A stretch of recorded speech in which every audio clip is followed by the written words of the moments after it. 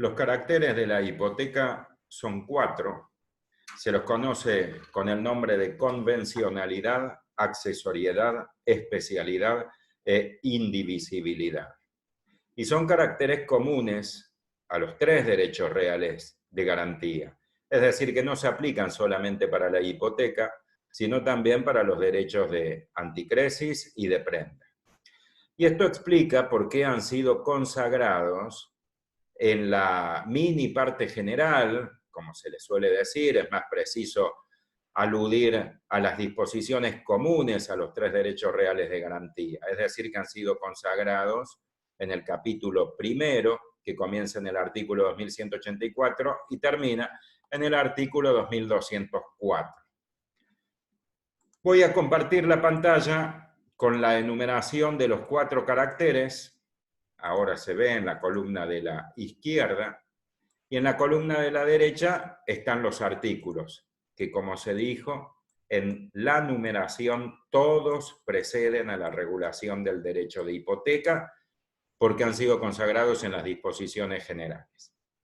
La primera característica es la convencionalidad, consagrada en el artículo 2185. Y dispone esta norma que los derechos reales de garantía solo, es importante el uso del vocablo solo pueden ser constituidos por contrato. De ahí el término convencionalidad, porque un contrato configura un acuerdo de partes, es decir, una convención. Como se utiliza el vocablo solo, por esta norma se excluye todo otro modo constitutivo de la hipoteca. Es decir, que necesariamente cuando se analiza una hipoteca en particular, debe tenerse a la vista el contrato constitutivo, que adelanto que debe ser formalizado en escritura pública, porque la hipoteca es un derecho real que recae sobre inmueble. Entonces, no existe la constitución válida de una hipoteca sin que exista una escritura constitutiva. No puede constituirse ninguna hipoteca por disposición judicial, es decir, que nuestro sistema jurídico no admite la hipoteca judicial. Tampoco existe la hipoteca legal, es decir, un artículo que constituye el derecho real de hipoteca, como si existe, por ejemplo, el derecho real de habitación a favor del cónyuge supérstite. Tampoco se puede adquirir la hipoteca por los medios generales de adquisición de los derechos, por ejemplo, por prescripción adquisitiva. Entonces, necesariamente para que se haya constituido válidamente una hipoteca, debe contarse con un contrato constitutivo que, como se adelantó, además debe estar formalizado en una escritura pública. La segunda característica es la accesoriedad. Significa que los derechos reales de garantía son accesorios del crédito, es decir, que no son derechos reales autónomos, que no se constituyen por sí mismos, sino para garantizar otro derecho, que es un derecho creditorio. Significa esto que el titular de hipoteca, también anticresis o prenda, necesariamente debe estar revestido de la calidad de acreedor. Por eso se llama acreedor hipotecario, acreedor anticresista o acreedor prendario. Porque en primer lugar se debe ser acreedor y precisamente para garantizar ese crédito es que se constituye luego un derecho real de garantía, que ahora nos interesa, la hipoteca. Cuando digo en primer lugar y digo luego, claro está que no me refiero al aspecto cronológico, sino al aspecto jerárquico, es decir, se pueden constituir en el mismo momento ambos, como ocurre generalmente. Pero jerárquicamente, el derecho principal sobre el cual se producen los efectos jurídicos es el crédito. Y luego el derecho accesorio también se le imputan esos mismos efectos, pero por vía refleja. Es decir, que los efectos jurídicos consagrados sobre el crédito se proyectan sobre la hipoteca. Por el principio conocido que todo derecho accesorio sigue la suerte del derecho principal. Véase que la misma norma indica que la hipoteca puede transmitirse, pero junto con el crédito, y también se extingue junto con el principal, o sea, junto con el crédito. Se complementa este principio de accesoriedad con la mención de los créditos garantizables, o sea, qué categorías de créditos pueden ser considerados derechos principales. Y es importante tenerlo en cuenta porque la práctica suele conducir al error, porque en la enorme mayoría de los casos, los créditos garantizados con hipoteca son créditos cuya prestación consiste en una obligación de dar suma de dinero, casi siempre son sumas dinerarias. Pero no debe creerse que el derecho principal, es decir, el crédito, solo o necesariamente tiene que ser una prestación en dinero, sino que véase que el artículo 2187 establece que se puede garantizar cualquier crédito, ya se trate de un crédito puro y simple a plazo condicional o eventual, o cuya prestación consista en dar, hacer o no hacer. Puede entonces garantizarse, por ejemplo, una obligación de dar, claro, una suma de dinero, pero también una cosa cierta, una cosa incierta, una cosa indeterminada. También una obligación de hacer, como brindar una función para un artista, como cantar o como dictar un curso o como participar de una actividad deportiva. Y también puede garantizarse el cumplimiento de una obligación de no hacer. Por ejemplo, no colocar en funcionamiento un comercio en zona cercana a otro comercio del mismo ramo, es decir, no competir en determinada zona. La tercera característica es la especialidad y tiene una doble connotación, porque existe la especialidad objetiva y la especialidad crediticia. Significa esto que en el título constitutivo, es decir, en el contrato, es decir, en la escritura, que necesariamente debe otorgarse por aplicación de la convencionalidad, en esa escritura debe individualizarse el objeto. En pantalla se destaca el término individualizar referido al objeto. Y también debe individualizarse el crédito. Es decir, que debe precisarse en el título constitutivo cuál es el crédito garantizado y cuál es el objeto garantizante. Para individualizar el crédito debe indicarse sus elementos, es decir, sujeto, objeto y causa, tal como se indica en la parte destacada.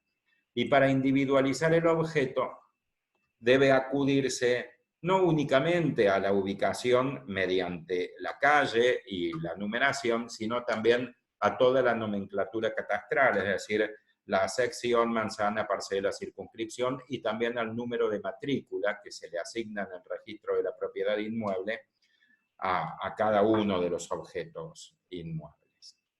Es importante la especialidad objetiva y la especialidad crediticia porque puede darse la hipótesis que el sujeto constituyente no tenga un solo inmueble en su patrimonio, tenga 2, 3 o 4. Entonces, es necesario tomar conocimiento cuál de esos inmuebles es el que está hipotecado, porque los otros estarán libres de gravamen. Y puede darse recíprocamente la hipótesis que en la misma persona sea deudor a la misma persona, es decir, identidad de deudor e identidad de acreedor, pero por varios créditos. En ese caso, debe indicarse también cuál de todos esos créditos está garantizado con este derecho real, con hipoteca. Y por supuesto que puede hipotecarse la totalidad de los inmuebles y también pueden garantizarse la totalidad de los créditos, pero cumpliendo con la especialidad objetiva y con la especialidad crediticia. Es decir, mencionando de manera expresa, clara, individualizando cada uno de esos 3, 4 o 5 inmuebles y cada uno de esos 3, 4 o 5 créditos que se garantizan. La última característica es la indivisibilidad, consagrada en el artículo 2191. que dispone que los derechos reales de garantía son indivisibles. Y esto significa que cada uno de los bienes afectados a una deuda y cada parte de ellos están afectados al pago de toda la deuda y de cada uno de sus partes. Parece un trabalenguas, pero no es complicado. Cuando se alude a cada uno de sus bienes, necesariamente se refiere que debe haber 2, 3, 4 o pluralidad en todos los casos de inmuebles. Y cada parte de ellos se alude a la hipoteca de una extensión de terreno, por ejemplo, un campo que está compuesto por varias hectáreas, es decir, cada una de las hectáreas que conforma el campo será cada una de sus partes. Por otra parte, la deuda puede consistir en una prestación única o en prestaciones parciales, lo cual ocurre generalmente, porque cada una de las partes de la deuda son las cuotas en las cuales se devuelve la suma de dinero. Entonces, por aplicación de la indivisibilidad, se establece que la totalidad de los inmuebles hipotecados o cada hectárea del campo hipotecado están afectados al pago de la prestación o de cada una de las partes o de cada una de las cuotas que conforman las distintas prestaciones. Es decir, que si el deudor dejó de pagar en la última cuota, en la anteúltima, en la primera o habiendo pagado el 50% de las cuotas, el acreedor hipotecario puede dirigir la ejecución sobre todos los bienes o sobre la totalidad de las hectáreas o de las partes que integran el bien. En otros términos, significa que la indivisibilidad es una excepción a la accesoriedad, porque en la hipótesis en la cual el derecho principal, es decir, el crédito, se extingue parcialmente, es decir, se extingue porque se van pagando las cuotas, el derecho que es accesorio, que es la hipoteca, no se extingue parcialmente, sino que todos los bienes hipotecados o todo el predio hipotecado conserva el gravamen hasta el pago de la última cuota.